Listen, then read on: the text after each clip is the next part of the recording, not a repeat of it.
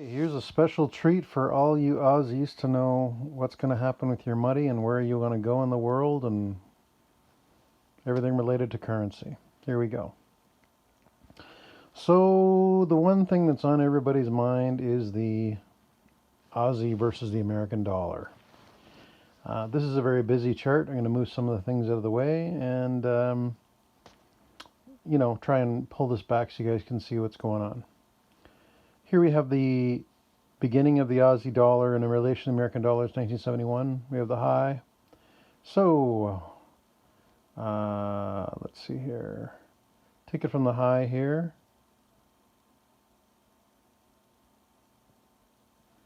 And we're going to go, well, actually, take it from the beginning. 1, 2, I think this is 3, 4, and 5 is somewhere down here.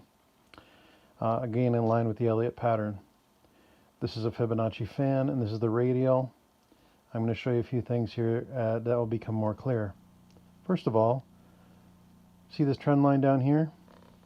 It mates up nicely with this trend line right here.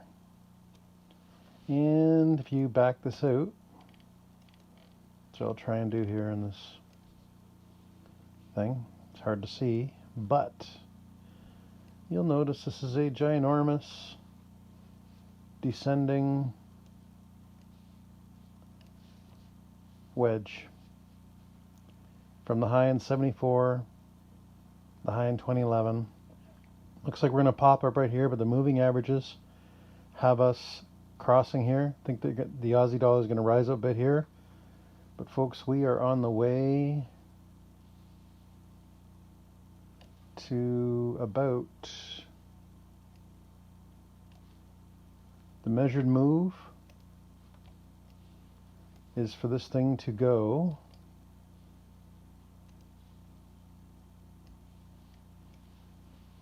one moment.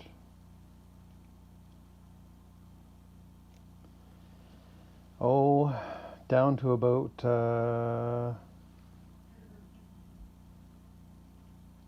somewhere between 8 cents and 16 cents American. Terrifying, I know, but the chart's the chart. You can see this is the bottom of the triangle right here. So once again, just I'll eliminate this so you can see what's going on as far as this indicator here. So, and I'll remove, or I'm going to leave this fan up here for a second just so you can see all of my reasoning. So, we always must look at the most impulsive, or the strongest leg, and the strongest leg is down. So high, low, and the only thing we haven't done is put in a lower low here, but that's because this is the impulsive move way down. This is the barrier that, so basically we've intersected this barrier once in 86, again in 98, and we broke through it nicely in 2001, but obviously the professional money came in here, or the government, and forced it back up through. Now that's not them playing dirty pool, that's just, it's what's called an impulsive move. Again, they have currency traders, and every time you see it hits this line, look at this impulse. So hit, impulse out, hit, impulse out. Here they waged a war getting it back above that. Hit, impulse out, hit, impulse out. Well, it looks pretty much like, see this little action that's down here? We got a cross of the moving averages, and I think the Aussie dollar might pull up here a little bit to 68, maybe 69 cents, but I think up here it's going to fail. And if it hits this line again, it's good night, Irene. It's going to pop down to meet parity with this line. So if we follow the chart here, that looks like mid 2020, that looks like somewhere between October 2023 and well, sometime about the last quarter of October, or of 2023. And when it hits this point here, then it'll jerk up and jerk around, and and it'll test it again, because then this will become the new, this barrier here will then extend down to here. However, the measured move from this high, so that the measured move is the move from here to here. The measured move is down to 8 cents, and it's calling for like 2026. Well, is it 2026? Let's double check that. Maybe more realistically, 1 second here.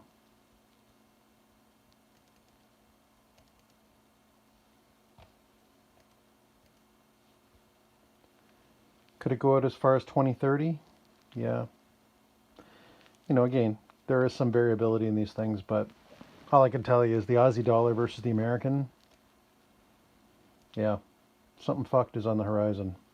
And as far as the Fibonacci time sequences, 1, 2, 3, 4, 5. The next time sequence is 2026. So it's either going to begin flush hard in 2026, or that'll be its final resting place. But bottom line is, you can't get away from the overall pattern, and the overall pattern is a descending triangle, and that's just the way it is. Checking this against the Thai baht, same idea.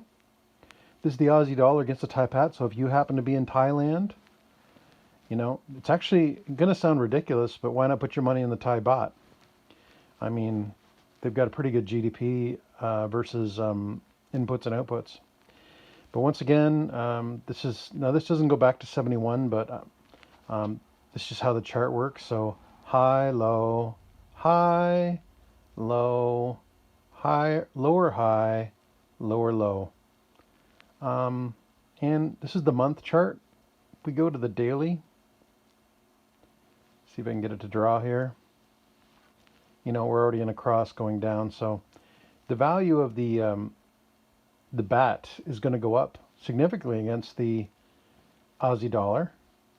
And once again, we got a triangle happening here. And fuck, it sure looks like, you know, we might get a pop up to here to 26 cents, but this floor has been tested. 1, 2, 3. You know, it's going to test this floor again. Is it going to blow through it? I don't know. In line with that other thing I was showing you about how it's going to fail against the U.S. dollar, something else to be considered. Like I just, you know, yeah. So when it falls through there, it'll come down. It'll jerk around here and jerk around here and jerk around here. But of course, the trend line, if we match them up, you know, best case scenario, that's it there. So that brings us to, well, 2023. Could it happen that quick? I don't know, man. But all I can say is that, you know, if you're thinking about going to Thailand, I don't know, put your money in the baht. Looks like there is some upside for the baht, and again, the only thing to be not concerned of, but I'd be watching it maybe to pop up to 26. So that's the Aussie dollar in regard to the Thai baht. Someone else, Mexico. In case you're going to Mexico, well, this is the Aussie dollar versus the Mexican, gone up forever. You know, low, high, low, high, low, high. Nice trend. And then all of a sudden, low, lower high, and now lower low. And so we've broken the trend line. And on the daily, we are in a negative pattern. So the Mexican peso is going to be stronger than the Aussie dollar as we pull into the future. Where is that going to go? Well, you know, I didn't put a time frame on this, but it's going to come down here to this 1151 level, jerk around here for a bit, you know, but we have a significant double top here, and so I think that we could just have a, you know, it's a general collapse. Like there's support in and around here, but again, I'd be putting my money in Mexico versus the Aussie dollar. Euro. Now this is an interesting thing. I think the euro is fucked as much as the Aussie dollar is fucked. That's why going back to '87, it's just been sort of in this whole channel. I think basically you're going to see pretty much not a lot of give either way because both Australia and the euro are fucked. This is the Georgian currency. And on the daily,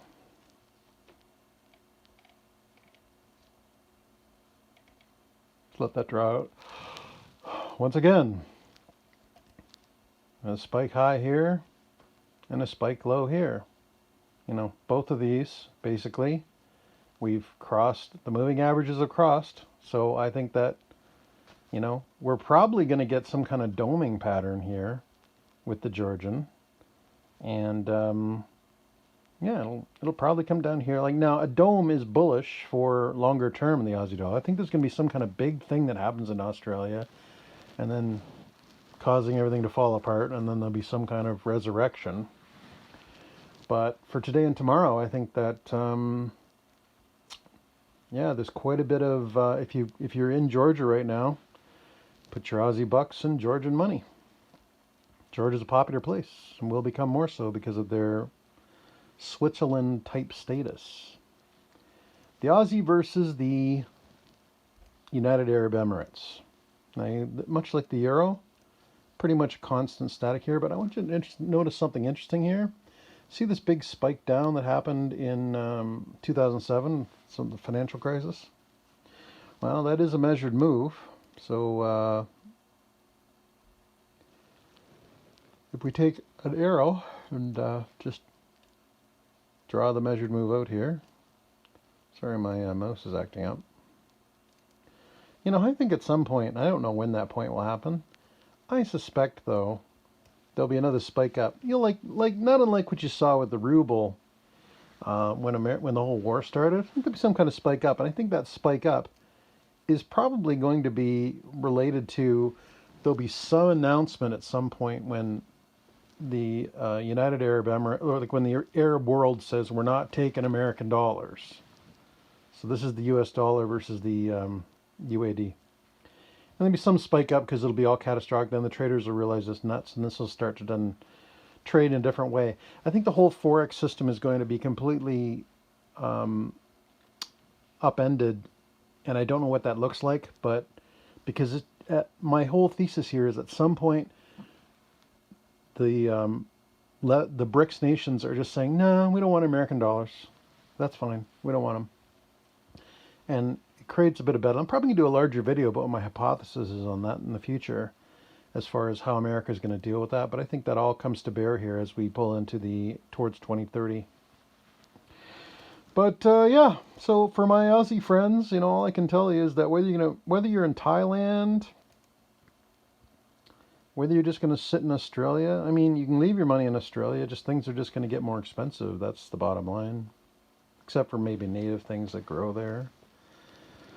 But it just it really looks depressing for the Aussie currency. I just can't, you know, of all, like, when it comes to the overall weakness in the West, Oz seems to have the biggest issue with weakness in the population. And a level of tyranny, and I think that's very represented here in the currency. So anyway, I was asked the question, so this is the answer, and I hope you guys get some value out of that. Thanks.